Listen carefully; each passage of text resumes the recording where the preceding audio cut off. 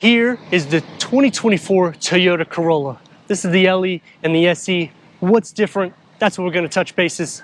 I'm Anthony from Hawkeye Rides. Right off the bat, you're going to notice the front. It's a different fascia. The LE is going to be more simplified LED daytime runnings that integrate into the honeycomb grille on the top part. The lower is going to get the horizontal bars, all matte black. But when you go into the SE, you're getting the gloss black elements that go into the headlight assembly. The lower gets the sport mesh grille with the gloss black that's going to surround it, matte black in the interior, and you're going to have the side curtains that emphasize it's a little bit more sporty. Underneath the hood, though, is going to house the same engine. It's a 2.0 liter producing 169 horsepower and 151 pound-feet of torque. It is paired to a CVT transmission, 31 mpgs for the city and 40 mpgs for the highway you get for the SE. One reason is because we got these 18-inch gloss alloy wheels, whereas on the LE, you're getting 32 mpgs for the city and 41 mpgs for the highway, but we have a 16-inch steel wheel cover known as a hubcap. And the key fob, it's an actual key. And because we do not have the convenience package, we don't get the actual rims, we're just getting hubcaps, and we get a key that you have to put in the ignition instead of a key fob. So it's going to be a little bit more basic, but when you're thinking about a $3 difference in price, you're getting better savings in gas, and the SE will get the sports suspension, sportier styling though, with the side rocker with the gloss black, and the rear to the SE gets a little bit more sporty as well with the trunk lid spoilers, standard LED tail lights, and the lower of the LE will get the matte black, and it's a more basic rear with one exhaust tip. The SE, you're getting a diffuser, more sporty, dual exhaust outlet. The LE, you'll have to use the key fob to go inside to over 17 cubic feet of storage. Both of them are going to be the same with the 40-60 split, and you get a spare tire tucked underneath. When you go into the SE, quick release by the button, and you can also option that with the convenience package. The same thing underneath the floor with the spare tire. Split fold the rear at a 40-60 split, but you'll have to do it from the inside, which the knobs are right here to push. They'll fold down. That will increase the cargo, but you'll have a little bit of a lip from the back.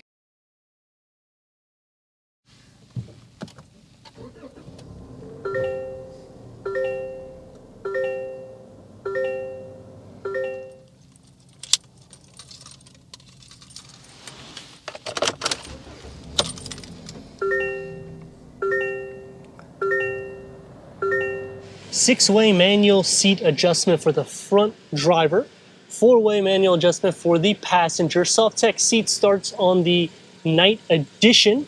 Going into the SE, it's going to be the same, just a different color interior. The XSE will add power seat adjustment for the driver. Headroom and leg room. It's going to be a little bit more sporty. You're going to expect that. For the passenger side, the dashboard comes out a little bit more so with a USB port. Wireless charger is only on the XSE. 8-inch infotainment screen with Apple CarPlay, Android Auto, Sirius XM, AM, FM, streaming, Bluetooth audio. Put it into reverse and you get nothing that will move for the trajectory. Standard climate control. Gloss black elements around the shifter. Whereas on the SE, you get the driver mode select. When you go into the gauge cluster, you have a 4.2 display that can go through an array of information, including the 3 driving modes for the SE.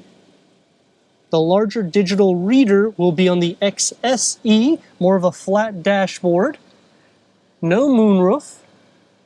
And on this side here, you'll notice that we have the light. That's an option on the LE, which we do not have. This will not slide forward on the LE, but on the SE, you can adjust it forward to make it more of an armrest. Opens up, same storage pocket with the USB 12 volt. The steering wheel gets the soft tech multi-function. But on the LE, you're not going to receive that material. The dashboard and the door panel configuring together, and you get this little area here so it matches the passenger side. It's going to be more everyday materials, soft where you rest your arms, one touch up and down for the windows, and the same size storage pocket, except we're getting the soft tech with the contrast stitching, with both the SE and LE getting standard 6 speakers. Back seats headroom is going to be the same, as well as leg space. Both will get 2 USB ports and an armrest with cup holders. The door panel is going to be different because of the soft materials, the contrast stitching, same size storage pocket sliding into the center. Floor isn't completely flat on either of the two, but sharing some feet, butt and shoulder space plus leg space will be shared. Headroom, it's okay for somebody that's 6'3". 169 horsepower and 151 pound-feet of torque. This is not going to be the most sporty drive. You go to the SE, which that's why we're doing the comparison, because that has the sport tune suspension, that has 18-inch wheels. This is a 16-inch wheel cover, which you can option the convenience package, which will give you the push button start and some wheels, but then you're at the price of an SE more or less, which is a con to me. Turn radius to start off is about 2 lanes. Let's rock and roll.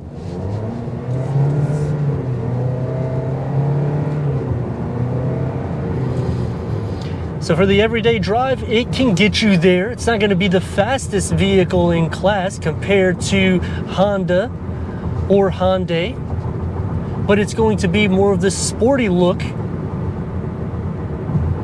You're going to hear some of the road noise filter in. The seats are pretty comfortable. Doesn't feel very wide, so I like that, because if you're doing the inner city driving, you can kind of move in and out without too many issues. Plus, it's easier for parallel parking for those who know how to do it. The ride to this is going to be a lot more smooth, but let's see how the SE looks. Now the SE, we get driving modes, we get a sport tune suspension, we get upgraded wheels. There's a lot that you're getting, not just aesthetics. No, we're not getting any increase in horsepower and torque. But when you're thinking about the ride, is it going to change? That's what we're going to show you right now. Turn radius starting off with, it's about 2 lanes. We got it in sport mode. Let's rock and roll.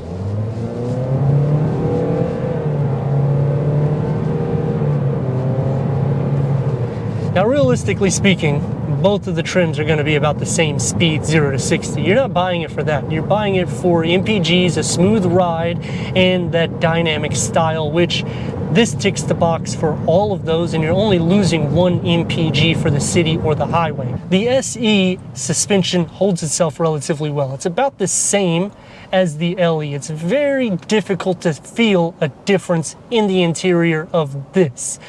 The major difference, though, is the soft materials that start coming into play in the center cluster that can adjust. So I actually have an armrest that I can put my palm on the gear lever. And I get driving mode, so it unlocks a little bit more of that fun spirit, even though it's not really unlocking much more on a 0 to 60.